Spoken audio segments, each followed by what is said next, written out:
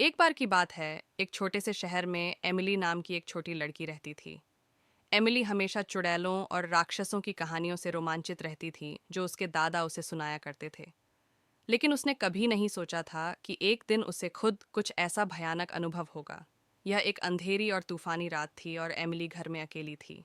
उसके माता पिता एक डिनर पार्टी के लिए बाहर गए थे और देर तक वापस नहीं आए। एमिली ने टीवी देखकर खुद को विचलित करने की कोशिश की, लेकिन बिजली चली गई, जिससे वह पूरी तरह से अंधेरे में चली गई। अचानक उसने अटारी से एक कर्कश आवाज़ सुनी। वह हमेशा अटारी से डरती थी और इस आवाज़ ने उसके दिल की धड़कन बढ़ा दी। एमिली ने धीरे धीरे चरमराती सीढ़ियों से अटारी की ओर अपना रास्ता बनाया। जैसे ही उसने दरवाज़ा खोला, उसने कुछ देखा जिससे उसका खून ठंडा हो गया। कोने में काले कपड़े में एक आकृति खड़ी थी। ये एक चुड़ैल थी, जिसके लंबे उलझे हुए बाल और उसके चेहरे पर एक टेढ़ी मेढ़ी दुष्ट मुस्कान थी। एमिली ने भागने की कोशिश की, लेकिन चुड़ैल बहुत तेज थी। वह अपनी हड्डी वाली उंगलियों से आगे बढ़ी और एमिली की बाह पकड़कर उसे और करीब खींच लिया। एमिली डर के मारे जम गई, क्योंकि चुड़ैल ने प्राचीन भाषा में जप करना शुरू कर दिया।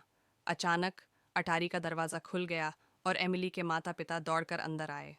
उन्हें लगा कि कुछ गड़बड़ है और वे जल्दी घर आ गए थे। चुड़ैल ने उनका सामना किया, उसकी आंखें गुस्से से चमक उठीं। लेकिन एमिली के माता पिता साधारण लोग नहीं थे।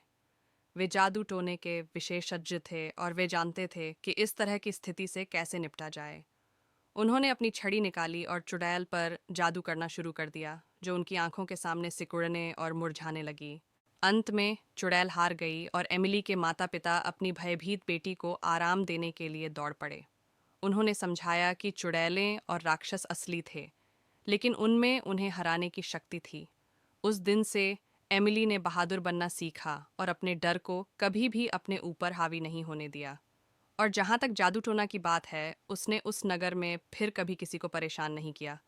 लेकिन कुछ का कहना है कि अंधेरी और तूफानी रातों में आप अभी भी अटारी के माध्यम से उसकी दुष्ट खड़खड़ाहट सुन सकते हैं।